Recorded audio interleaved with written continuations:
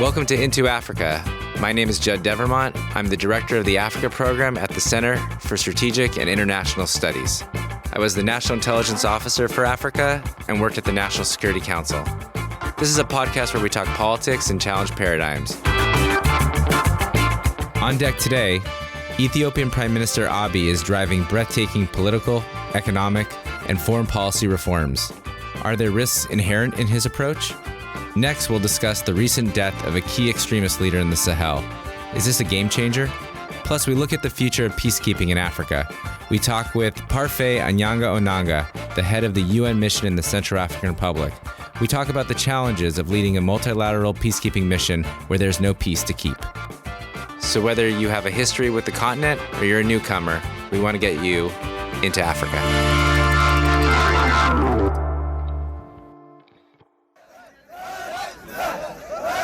In April 2018, Abiy Ahmed became Ethiopia's new prime minister.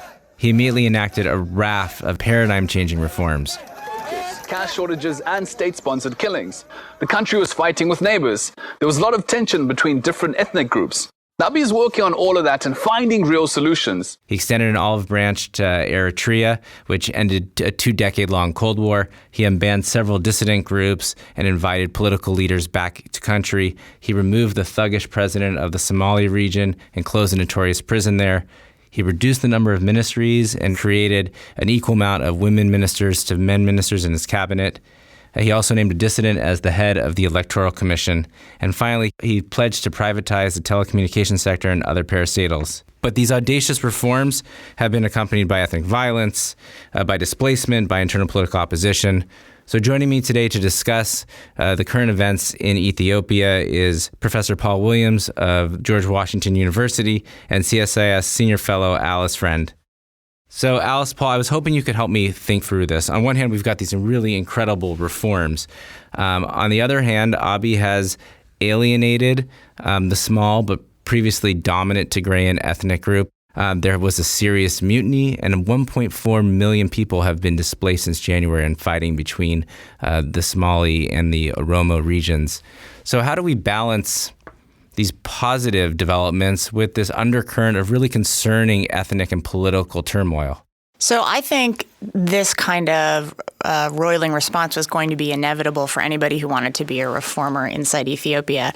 And Abiy has moved so quickly along so many different lines of effort. There's not really time or space for everyone to adjust instantaneously. The previously dominant group now feels extremely disempowered, and that's always an incredibly destabilizing period.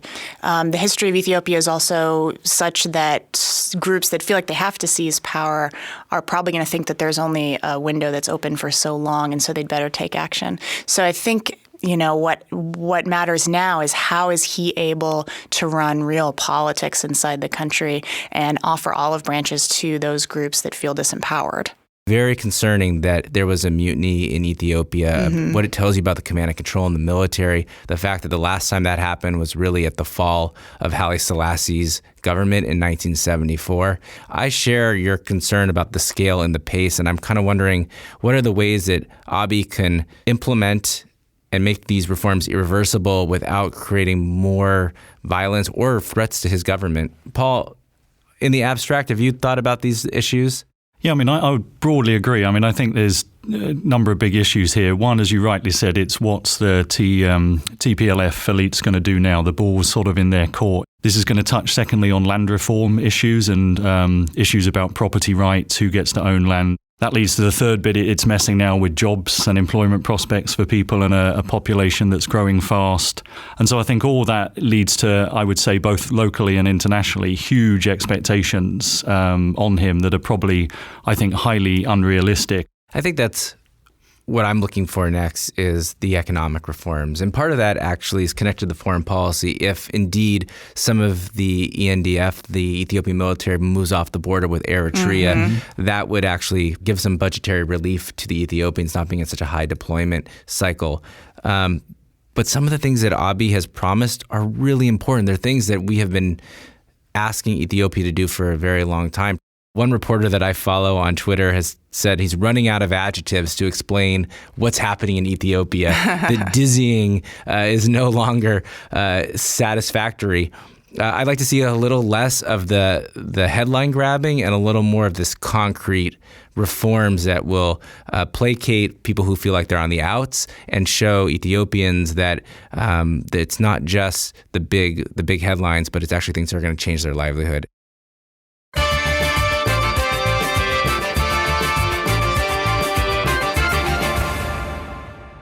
In late November, both France and Mali confirmed the death of an extremist leader named Amadou Koufa. There's been some debate about the significance of his removal from the battlefield. Amadou Koufa is an ethnic Pul, and he's the preeminent jihadi leader in central Mali. He led what was called the Messina Battalion, which is part of this al-Qaeda network in the Sahel known as JNIM. So it's AQIM and a couple of other groups that operate in Mali and the Sahel. Amadou Koufa was a charismatic leader. He was instrumental in expanding extremist control from northern Mali into central Mali into Burkina Faso. With his passing, I think there's a big question about whether or not this is a disruption or this will actually degrade JNIM's operations in the Sahel. And there's a lot of really interesting research on and conversation about the strategic significance of leadership decapitation. Yeah, there's a pretty robust debate in the social science literature about whether or not decapitation of terrorist groups in particular has any kind of lasting effect on the resilience of the group. AQIM has been around in the communities in northern Mali for decades now.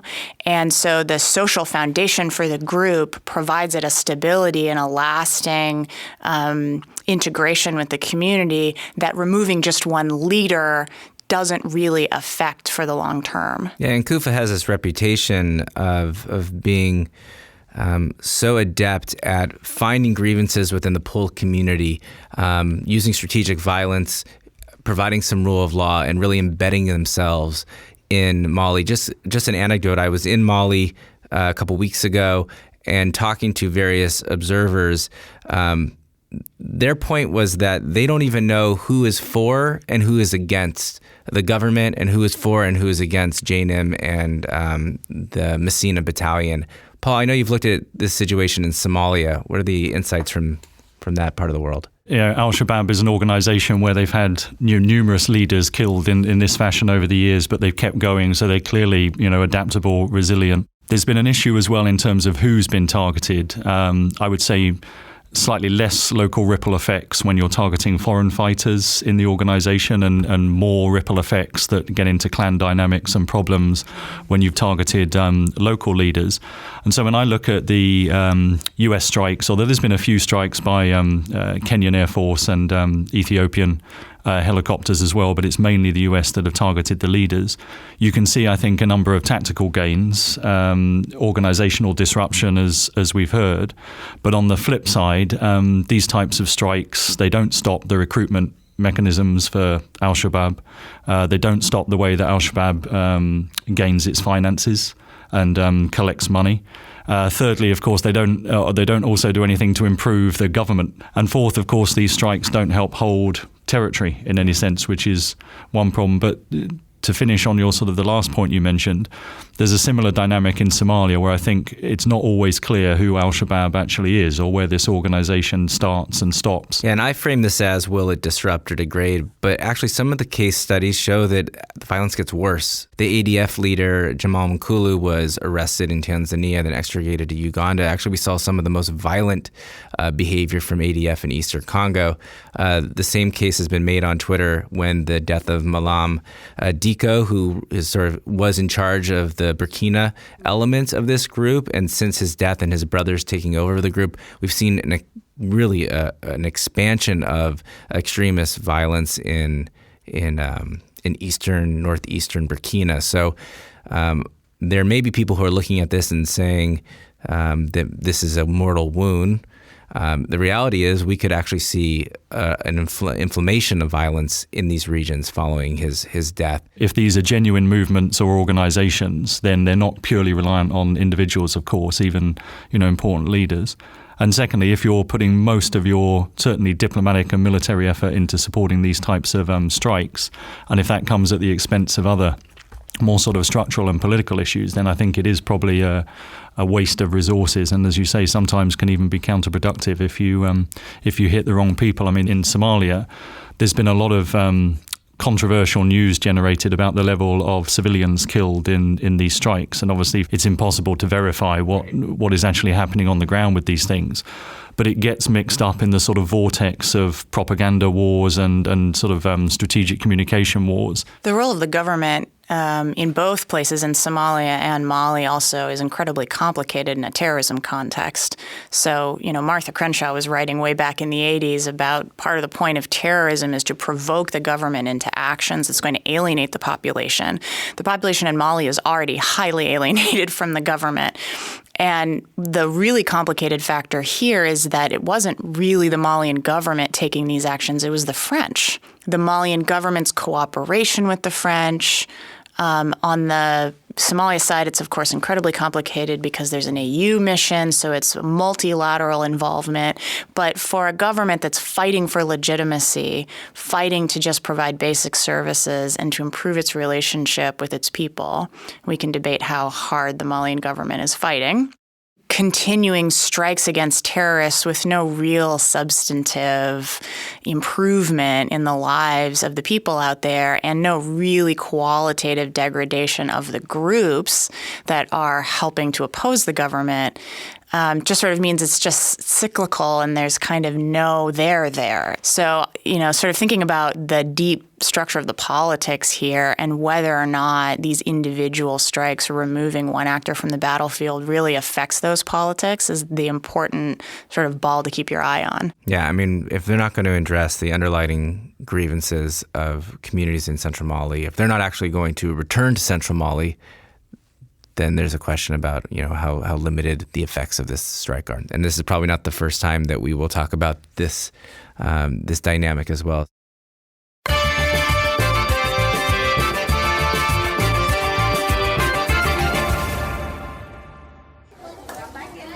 Divided and poor, Central African Republic's problems reflect years of conflict and mismanagement.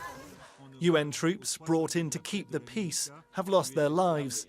We're increasingly asking peacekeepers to carry out a wide variety of missions: warfighting, stabilization, counterinsurgency, counterterrorism, atrocity prevention, state building, and regime consolidation. Today, we're honored to have a guest who understands these challenges firsthand. Parfait Onanga-Anyanga leads the UN mission to the Central African Republic. He is the special representative of the UN Secretary General. Parfait, can you talk a little bit about the challenges of leading a mission where there is no peace to keep? How do you engage with governments and combatants and communities, some of which have really weak leadership and maybe even an uneven commitment to peace? The hardest part in these situations is first and foremost, day in, day out, facing death of innocent people, civilian populations mainly, and also the pain, roughly every month, to preside over memorial ceremonies for my peacekeepers. Yet we have no other choice, and I must say that in situations of conflict, like in the Central African Republic, peacekeeping is often the only tool that the international community has at hand in order to avoid entire, nations and huge swath of lands to fall into the hands of non-state actors. Having these peacekeepers, in places where indeed there is no peace to keep is a daily challenge. We have to engage communities. In the case of CAR, conflict dynamics are such that there cannot be, one single solution. You quickly realize that your forces are stretched out, that projection of force cannot be the only answer. Therefore, wherever it is possible, we have to create islands, of relative peace, as we have done so far in Bangui, the city capital, where we have a weekly, if not daily, contact with national authorities. In a process that is extremely demanding because it's truly about re-establishing basic state institutions so that the state, besides security, will be capable of providing basic basic services to its people. So we are also in contact with the civil society, women organization, amazing women leadership in this country, even though unfortunately they're not given a voice as they should be. Youth, again, they want to build a different country.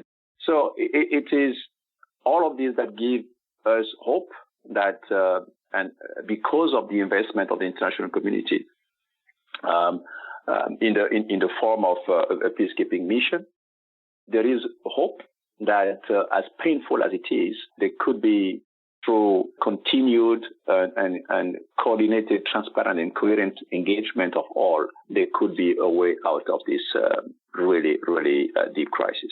Paul, I know that you've written a recent, really excellent history of the AU in Somalia called Fighting for Peace in Somalia. Are there any comments that you could add to the SRSG's statement? Yeah, well, I think what Parfait said there is actually very applicable in a number of environments, sadly, not just in Central African republics. I mean, when peace operations go in without peace to keep, as we've heard, clearly the situation is more dangerous in terms of local lives and peacekeeper safety and security issues. It's difficult ensuring freedom of movement for your peacekeepers and access to the places that you want to go. But I would also add a couple of other things. It's very difficult to be impartial. If you're engaging in active conflict dynamics, you might be trying your best to follow the rules and be impartial to all the different actors, but they're not going to see it that way. They're going to see you as obstructing their particular war aims and war efforts. So it's a political minefield or tightrope to walk to remain impartial. It's also difficult for your troop contributing countries. This is often not what the TCCs have signed up for. You've also got the problem, as we just heard, as how do you link then your peacekeeping activities and your military and police activities to a peace process? Because you don't want to just tread water and be there indefinitely. You want to try and spur a peace process. But as Parfait just mentioned, it's not as simple as a singular peace process. What we see in these missions, I would basically conceptualize it as you've got very localized dynamics where you're trying to engage locally around particular towns, villages, even roadblocks, camps, whatever it might be, and you're trying to link those very local peace processes right up to then the big national and regional peace processes, and that's a very difficult job which peacekeepers can't do. It requires diplomats. Parfait, your comments really resonated with me. I was in Mali in late October, early November, and first of all, it's the deadliest mission, and they really face this, the tyranny of distance. Mali is, about the size of Afghanistan, and there's less than 20,000 UN peacekeeping troops there. And the infrastructure isn't great for travel infrastructure anyway. Isn't great. No, I mean, the UN is the air infrastructure. Mm-hmm. If you need to get from Timbuktu to Bamako, it's a UN plane. You can make a similar argument about MINUSCA in Congo. But in terms of the evolving conflict, when the peacekeepers were deployed in Mali, it was all around the Algiers Accord, but those groups had fractured and new groups have shown up on the scene. So they had to actually do another agreement called the Pact for Peace, which not only brought in these new groups, but I think what you're doing, Parfait, which is bring in the civil society more explicitly into the peace process. It's incredibly challenging in these environments because the conflict continues to evolve and has so many local dimensions to it. I think another challenge in peacekeeping in Africa today is that often you have a UN or an AU multilateral mission alongside a unilateral mission, whether it's French operations in Mali or Kenyan and Ethiopian unilateral operations or U.S. unilateral operations. Alice, how do we make sense of all of these different missions so that they are actually mutually reinforcing? Just on the military side alone, achieving that coordination is incredibly challenging. And it's even more challenging when your chain of command is between multiple different countries. And one chain of command is multilateral on the UN side and one is unilateral. In an ideal sense, what you want to do is coordinate so that you don't duplicate effort, but you also don't counteract each other. So you want complementary objectives on the battlefield, and you also want complementary capabilities. So that means equipment, but especially communications, right? You also want to coordinate missions for force protection reasons. Air operations need to know where the ground forces are so that they don't shoot at friendly forces. Forces also need to know where the civilians are. All of this relies on a lot of good intelligence and also intelligence sharing between actors. And that, of course, is incredibly fraught because it's very hard to share intel across national forces for reasons of trust, but also sometimes for legal reasons. This makes joint operations centers and intelligence fusion centers on the ground incredibly important. Those are expensive. Those take a lot of expertise. So all of these things are sort of, in an ideal world, we would obtain all of this. And of course, in reality, forces vary dramatically in the equipment they have, in their training, in their sustainment, in their political mandates, in their reporting chains. And so what happens on the ground is that relationships between individuals become incredibly important. Everything is changing on the ground so much. Everybody has to sort of update constantly what their relationships are. So it's an incredibly complicated undertaking. Paul, have you gleaned any insights from your research on this facet? The big issues, as you've hit on already, are coordination, the legitimacy of these operations, and then the sort of practical tactical effects. But I would add a couple of things. One is that we should start from the point of view that this is not ideal. This is not what we want to see. We should ideally have a singular international regional engagement, and so we shouldn't have lots of parallel operations. These parallel missions can bring capabilities that the peacekeeping forces don't possess. That's, I would say, the real value added, but there's an awful lot of risks of mistakes and negative issues that can go wrong. You've got to be very careful, I think, about giving very different mandates to different forces under the same mission umbrella. And we know that in both the Force Intervention Brigade case in Congo and the Regional Protection Force in UNMISS, these started as regional initiatives by Great Lakes states and SADC states, and they became bundled into UN missions, not for strategic or political reasons, but for financial reasons. Yeah. And that is not a sensible way to run things. Parfait, you recently talked to AFP, and I think you were talking about the challenges of transparency in CAR with Russia and China and the U.S. engaging, questions about what kind of arms are being brought into the country and how to verify it. Can you expand a little on some of the challenges that you face on the ground navigating these different governments' efforts to bring peace to CAR? It is really essential that member states remain extremely focused and ensure that differences, if any, do not come in the way of that unity of purpose. Because CAR, as you see, is a very fragile country, and it cannot afford having major powers being in this agreement. I mean, it would just ruin the whole purpose of us being there under a Security Council mandate. So, I mean, I'm very reassured, as I know consultations are ongoing between key member states within the Security Council. And it is my hope, and the Secretary General, believe that in the end, agreement will be reached, that any technicalities will be addressed in such a way that we remain united in CAR. The whole issue of force itself, was part of a major report in peacekeeping, the Cruz report, where it was clearly said that in today's peacekeeping, member states have to realize that, as much as, their sacrifice, their commitment to peace is appreciated, and they're sending their people at arm's way, they have to ensure that they really send the best. They have to ensure that they send people who are well-equipped, well-trained. On our part, mindset and posture would be extremely, critical if we were to succeed in achieving two objectives. One and foremost, protecting civilian populations, and second, protecting ourselves. I fully agree with Paul that peacekeeping should not be seen as a panacea. It's becoming more and more complex, and it is indeed important that key member states, those who have the tools and the ability to solve, issues, are also engaged. And last point I want to make here is that, for it to be sustainable, peacekeeping has to be, indeed a tactic and part of, underpinned by a political process. Because at the end of the day, two things have to happen. There must be a peace process, regardless of the difficulties to achieve one. And there must be also a parallel effort to re-empower the state.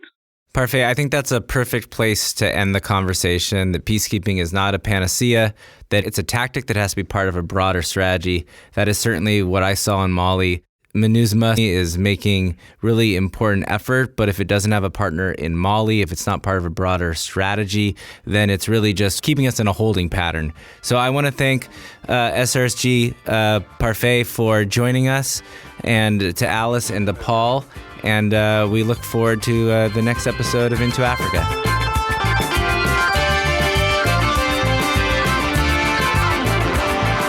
Thanks for listening. We want to have more conversations about Africa.